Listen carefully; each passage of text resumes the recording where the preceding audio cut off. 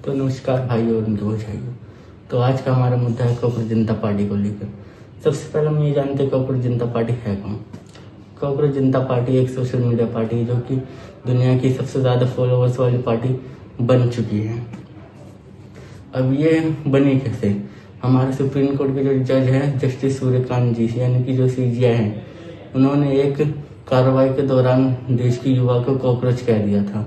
Youngsters like cockroaches, they don't get any employment, they don't have any place in profession. तो इसी बात को serious लेकर के हमारे 31 साल के लड़के ने, जिसका नाम अभिजीत दीपके है, उसने इस बात को सीरियस लेके एक पार्टी बना दी सोशल मीडिया पर, जिसके अब 22 मिलियन से भी ज़्यादा फॉलोअर्स हो चुके हैं। और इतना ज़्यादा वायरल होने के बाद कई बार इनके अकाउंट को हैक करने की भी कोशिश की जा रही और कई बार किया भी गया है, जो कि अभिजीत दीपके ने अपने वीडियो में बताया भी है। ये भी कहा जा रहा है कि इनके ज़्यादातर फॉलोअर्स जो है वो पाकिस्तान के हैं, मगर जो अभिजीत दीपके ने, उन्होंने एक स्क्रीन रिकॉर्डिंग और स्क्रीनशॉट डाल के बताया कि नहीं, मेरे ज़्यादातर फॉलोअर्स इंडिया के ही हैं, पाकिस्तान का एक भी सपोर्टर नहीं है।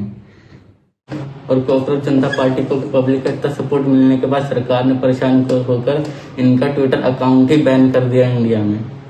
और इसी चीज को लेकर के कॉकरोच जनता पार्टी वाले गए हैं दिल्ली हाई कोर्ट में। दिल्ली हाई कोर्ट में उन्होंने अपनी बताया है कि उन्होंने हमारा अकाउंट बैन कर दिया। तो फिर कोर्ट की तरफ से भी जवाब ये आता है कि आप कैसे बिना किसी सामने वाले की बात सुने आप ऐसा कर सकते हैं।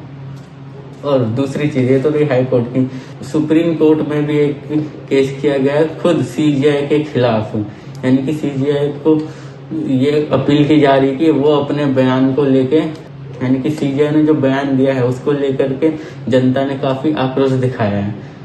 और फिर सेंट्रल भी सुप्रीम कोर्ट में पहुंचती है और सेंट्रल ये कहती है कि अरे भाई इतनी जल्दी क्या है इस केस को सुनने की, थोड़ा सब्र रखिए। यानी कि सुनवाई के तहत सूर्यकांत भी समझ चुके हैं कि अभी इन चीजों के बारे में बोला तो फिर दोबारा से लोगों में आक्रोश पैदा हो सकता है और फिर से एक नया मुद्दा खुल सकता है। इसलिए CJI भी थोड़े घबराए हुए थे कॉकरोच जनता पार्टी से रिलेटेड कुछ कहने में।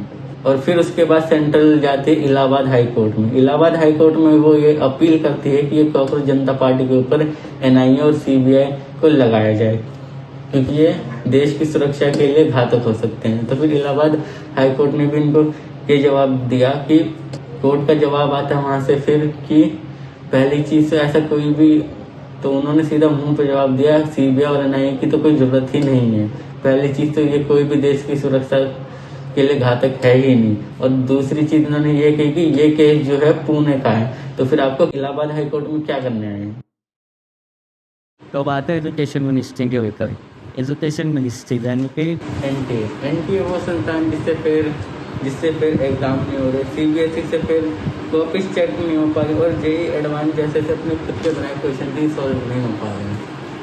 अब इन मुद्दों को इन्होंने पकड़ा है। अब मुद्दा इनमें और भी बहुत है, जिसमें है सब बात करते हैं एजुकेशन मिनिस्ट्री के ऊपर। एजुकेशन मिनिस्ट्री को इस बार इन्होंने अपना मुद्दा बनाया। वो क्यों बनाया? क्योंकि 70 से ज़्यादा पेपर लीक और स्टूडेंट प्रोटेस्ट, मिसमैनेजमेंट यानी SST में आपने देखे हुए कैसे कैसे सेंटर दिए जा रहे थे, कहाँ दिए जा रहे थे।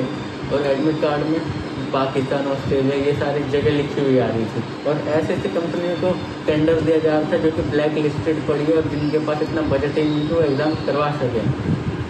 तब इन सब के बाद अभिजीत दीपके ने अपना एक पोर्टल लॉन्च कर दिया जिसमें वो एजुकेशन मिनिस्टर का रिज़ाइन मांग रहे हैं। अब तक से ज़्यादा 10,000 से ज़्यादा अब तक इस पर लोग अपने साइन कर चुके हैं, मगर इसका कोई मतलब नहीं बनता क्योंकि ये कहीं लगने वाला नहीं है।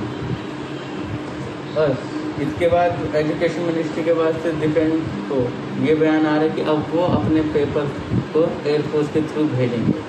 मतलब क्या ही मजाक है।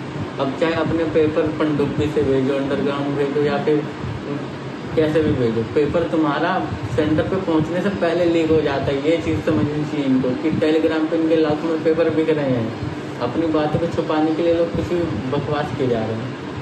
CBSE का एक स्टूडेंट जिसने अपना ये दावा किया कि उसके कम नंबर आए तो अपने इवेल्युएशन के लिए उसने अप्लाई किया। और इवेल्युएशन में क्या होता है, जब उसका आंसर शीट आती है तो वो ये बताता है कि उसके शुरू के जो पेपर है यानी कि नेम फिल है उसमें तो उसका नाम है, मगर जो जहाँ उसने आंसर लिखे वो राइटिंग ही मैच नहीं हो रही है उसकी। को उम्मीद थी कि मेरे INT से ऊपर आएंगे। मेरे पास मतलब ऑनलाइन शीट आई है, उसमें मेरे आधे नंबर आए। जहाँ से मतलब क्वेश्चन स्टार्ट होते हैं वो मेरी हैंड राइटिंग ही नहीं है।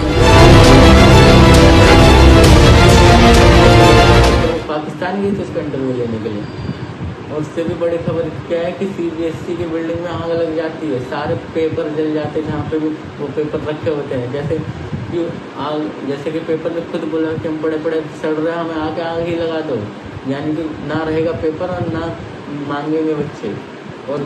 और जितने भी ऑफिसर्स थे उन सबको ट्रांसफ़र कर दिया गया है। ये कोई सज़ा वगैरह नहीं मिली इन लोगों को। अब इन्हीं सब चीज़ों के बीच में एंट्री होती है 3 लड़कों की। 3 लड़के यानी कि वेदांत, जिसने आंसर शीट का घपला पकड़ा है, और दूसरा है निसार जिसने वेबसाइट सिक्योरिटी दिखाई कि कितने बिग सिक्योरिटी उन लोगों की, और दूसरा सार्थक जिसने पेपर चेकिंग का घपला दिखाया, यानी कि किस तरीके से पेपर इनके चेक हो रहे हैं या क्या हो रहे हैं। यानी कि एक टीनेज लड़का 18-19 साल के लड़के NTA जैसे कि वेबसाइट हैक करके उन पर एक वीडियो चला देते हैं। सोचिए कितना कमज़ोर वेबसाइट है इनका। ये लोग कहते हैं कि पेपर तो ऑफलाइन हुआ है, और ऑफलाइन हुआ तो वेबसाइट कैसे होगी बताइए। अब इन्होंने जो मुद्दा बनाया वो एजुकेशन मिनिस्ट्री को लेकर बनाया। अब एजुकेशन मिनिस्ट्री को लेकर मुद्दा क्यों बनाया? क्योंकि जिस 70 से ज़्यादा पेपर लीक्स, स्टूडेंट प्रोटेस्ट और मिसमैनेजमेंट यानी कि SSC के एग्जाम में आपने देखे होंगे कि कहाँ सेंटर दिए और क्या कितने बेकार जगह दिए थे, और कितनी दूर दिए। कुछ के तो पाकिस्तान है, कुछ के ऑस्ट्रेलिया आ रहे थे, और ऐसी कंपनी को टेंडर दिया जा रहा है जो कि ब्लैक लिस्टेड रह चुके, चाहे वो CBSE हो या SSC, अपने पैसा बचाने। और इन्हीं सबको मुद्दा बनाते हुए उन्होंने एजुकेशन मिनिस्टर को रिज़ाइन के लिए एक पोर्टल बना दिया, जिसका कोई खास मतलब नहीं। उस पर आप सिर्फ जाइए और साइन करना है बस, ये कहीं लगने वाला नहीं है। कुछ दिन पहले अब अभिजीत दीपके ने एक वीडियो डाली है अपने इंस्टाग्राम पर, जिसमें वो ये कह रहे हैं कि 6 जून को वो इंडिया लौट रहे हैं। 6 जून को आते ही वो सबसे पहले वो दिल्ली पुलिस के पास जाएंगे और जंतर मंतर पर प्रोटेस्ट की रिक्वेस्ट करेंगे। अब बात आती है प्रोटेस्ट पे। कुछ दिन पहले अभिजीत दीपके ने अपने इंस्टाग्राम हैंडल पर एक वीडियो बनाकर डाली, जिसमें वो ये कहते हैं कि वो 6 जून को इंडिया आ रहे हैं जंतर मंतर पर एक पीसफुल प्रोटेस्ट करने के लिए, जिसकी वो परमिशन भी लेने वाले हैं। अब इसी परमिशन को लेके कुछ यूट्यूब न्यूज़ वाले ने पूछा कि आप इंडिया आ रहे हैं, मगर आप 6 जून को आएंगे और उसी दिन परमिशन मिलेंगे, तो क्या आपको उस दिन परमिशन मिल जाएगा? तो जाहिर सी बात है। तो उनको ये कहा कि आपको जो परमिशन लेनी चाहिए थी वो हफ्ता 10 दिन पहले, महीने भर पहले परमिशन मांग के देखनी चाहिए थी, जिससे ये पता चलता कि वो आपको परमिशन देंगे या नहीं देंगे। क्योंकि सीधी सी बात है, क्योंकि जंतर मंतर जो एरिया है वो कोई साधारण एरिया नहीं है, वो वहाँ VIP कल्चर फॉलो होते हैं, वो सरकारी एरिया है। वैसे सुनने में तो ये भी आ रहा है कि अभिजीत दीपके के आते ही उनको अरेस्ट कर लिया जाएगा। और अभिजीत दीपके ने अपने वीडियो में ये भी बताया कि वो इंडिया में इलेक्शन लड़ेंगे, जिसके लिए उन्होंने अपने डॉक्यूमेंट भी सबमिट करने की बात कही है ECI को। और इस प्रोटेस्ट में सिर्फ आम जनता ही नहीं, काफ़ी टीचर्स भी जुड़ रहे हैं। और सबसे मेन चीज़ यानी कि सबसे बड़ा फेस जो इसमें बनेगा वो बनेंगे सोनम वांगचुक, यानी कि सोनम वांगचुक जाने माने साइंटिस्ट और एक टीचर, जिन्होंने बच्चों के लिए जिन्होंने बच्चों को पढ़ाया है, मिलिट्री वालों के लिए काफ़ी मदद की है और इंटरनेशनल लेवल पर अवार्ड भी लाया देश के लिए। उनके ऊपर हाल ही में कुछ दिन पहले NSAI का केस भी लगाया था सेंट्रल ने, जिसको सेंट्रल ने वापस ले लिया है, क्योंकि इससे पहले कोर्ट उनको सजा सुनाती, सेंट्रल ने केस ही वापस ले लिया उनका, कि वो क्या कह के उनको। और अब अगर जब सोनम वांगचुक इस प्रोटेस्ट में जोड़ेंगे तो उनको गिरफ्तार करना ही मुश्किल होगा इस सिचुएशन के बाद से। अब इस प्रोटेस्ट में मेरा ओपिनियन क्या है कि जाहिर सी बात है, अगर ये प्रोटेस्ट होता है तो फिर काफ़ी बढ़िया देश को एक नई पार्टी देखने को मिलेगी, क्योंकि अभी का जो ओपोजिशन है वो अपने काम को लेकर काफ़ी कमज़ोर है। वो सही से मुद्दे नहीं उठाते, जो मुद्दे उठाती है उनको सही से बोलती नहीं है। वो क्या ही कह के बोलेगी, क्योंकि उनके खुद के राज्य में यानी कि उनके जब टाइम था उनके समय में पेपर लीक हुए, पावर का गलत यूज़ हुआ। वो बस अपने एक ही काम को दिखाने में लगे हुए कि हाँ भाई हम अच्छे लोग हैं, हम इन महिला के घर जा रहे हैं, इस बच्चे के घर जा रहे हैं, हम इन लोगों को सहानुभूति दे रहे हैं, मदद कर रहे हैं, आवाज़ उठाने का काम करें बस। मगर एक चीज इसमें और है, अगर जंतर मंतर पर प्रोटेस्ट होता है तो एक बात देखी जाए तो लोगों को जमा करना उतना मुश्किल नहीं है जितना इतने 1000-2000 लोगों को संभाल के रखना मुश्किल है, क्योंकि जाहिर सी बात है, इससे ज्यादा लोग होंगे तो फिर कुछ लोगों को उसमें भेजा भी जा सकता है, तो फिर उसमें हड़बड़ी या फिर झगड़ा या फिर वॉयलेंस क्रिएट करने की कोशिश करेंगे, और ये 100% है कि ये हो ही सकता है। और अगर ये चीज हो गया और ये चीज संभली नहीं गई तो फिर ये वॉयलेंस में भी बदल सकता है, और फिर वहीं पर अभिजीत दीपके का और सोनम वांगचुक का प्लान थोड़ा सा खराब हो सकता है। और अगली न्यूज ये कि खान सर को लेकर के कुछ ही परसों खान सर के कोचिंग पर गोलीबारी होती है कि कुछ लोग आकर गोलीबारी करते हैं, वो अपने बयान में ये कहते हैं कि 9-10 राउंड तो मैंने ही देखे हैं, और फिर उसके बाद अगले दिन ही वो अपने बयान को थोड़ा बदल देते, जिसको लेकर बच्चों में काफी गुस्सा भी आ चुका है।